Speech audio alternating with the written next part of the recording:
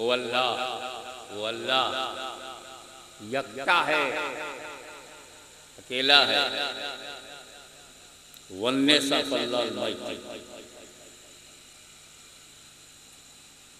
कुल का तर्जुमा कह दो, सही तर्जुमा। लेकिन ये तर्जुमा कह दो अल्लाह ठीक है,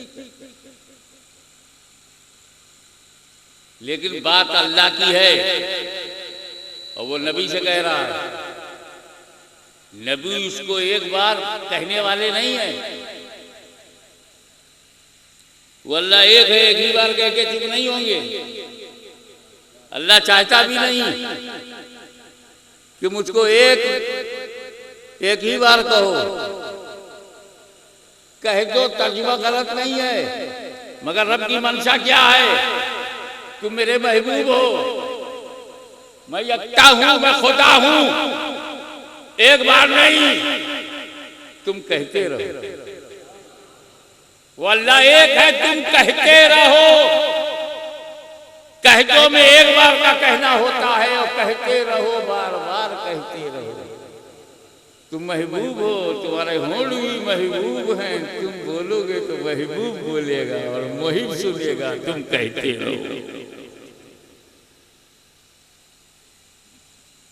और अरबी ग्रामर के हिसाब से ये अम्र है, और अम्र में इस्तिमरार पाया जाता है, तसलसल पाया जाता है। तो मुहद्दिस आज़म ने सिर्फ अम्र ही नहीं देखा, अम्र का तकाज़ा तसलसल और मकामे मुस्तफा दोनों को देखा। तब मुहद्दिस आज़म ने तर्जुमा किया, कुल हो अल्लाहु अहद, ए महबूब तुम कहते रहो।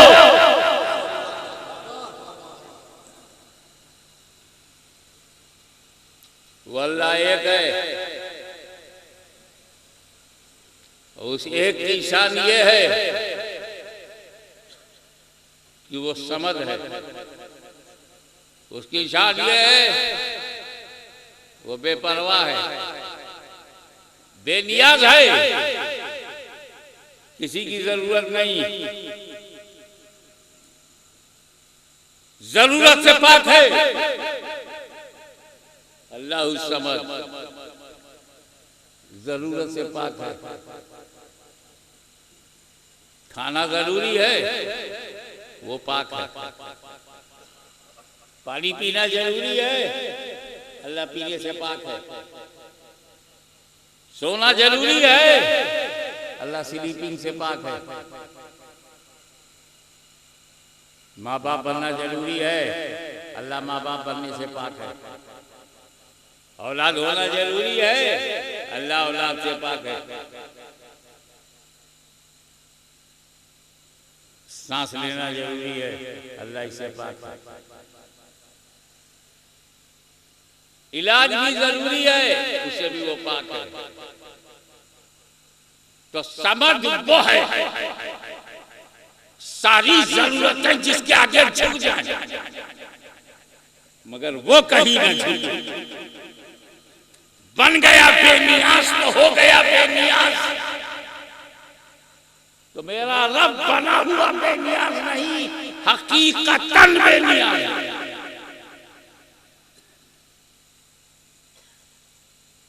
उसकी जात कदीम है, उसकी सिफत कदीम है।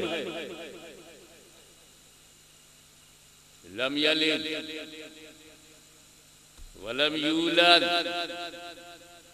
न यलिद है न यूलद है, न उससे कोई पैदा हुआ है न कोई उससे, वो किसी का बाप नहीं, किसी का बेटा नहीं। और अगर बेटा है तो फिर वो खुदा नहीं।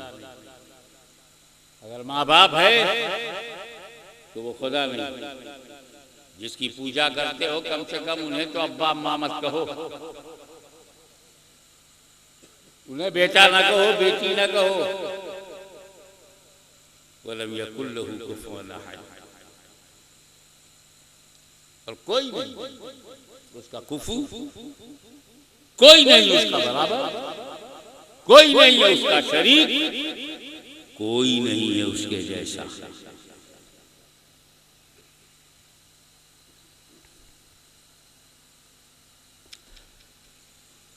खुदा की जात छुपी है, जात पहचानोगे कैसे? जिस खुदा को हम देख नहीं सकते, सूंघ नहीं सकते, सुन नहीं सकते, पकड़ नहीं सकते, चूम नहीं सकते, माने कैसे? अबे जानने के लिए कुछ तो समझ में आए, समझ में तो आता ही नहीं। ये स्टेज लगा हुआ है, आंखें बता रही हैं, मान लिया। मैं तकरीर कर रहा हूं, आप सुन रहे हैं, कान बता रहा है, आपको ज्ञान हो गया। खुदा कान में आता नहीं, जानू कैसे? आंख में आता नहीं, देखूं कैसे? समझ में आता नहीं, समझूं कैसे? छूने में आता नहीं, छूऊं कैसे? इल्म में आता नहीं तो जानू कैसे? और जब जानूंगा नहीं तो मानूं कैसे? मानने के लिए जानना जरूरी है, जानने में वो आता ही नहीं तो जरूरी है कि अल्लाह की जात और उसकी सिफात